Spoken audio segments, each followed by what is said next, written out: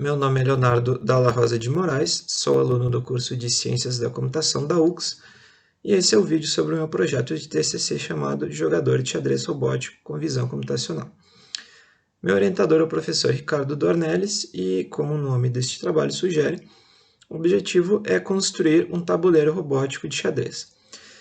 Este tabuleiro será um tabuleiro totalmente autônomo, ou seja, ele não vai requerir mais interação com humanos além do jogador que vai jogar contra ele, e ele vai utilizar de visão computacional para detectar a jogada do adversário, utilizar um motor de xadrez para calcular a jogada.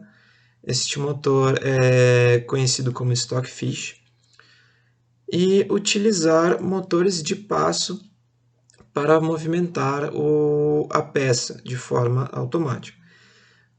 Esses motores de passo então vão posicionar o eletroímã embaixo dela e vão ser responsáveis por arrastar até a devida posição.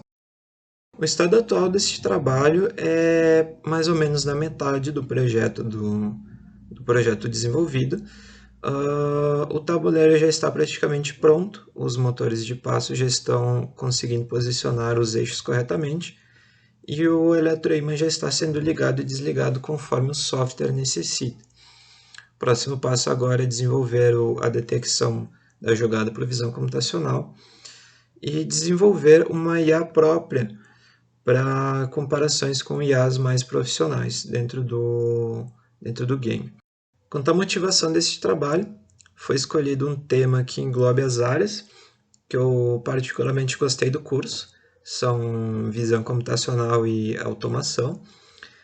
E o xadrez foi um caso para aplicar essas áreas em um projeto que termine o curso da forma mais divertida possível. Espero que vocês tenham gostado dessa apresentação e desejo a vocês um bom dia.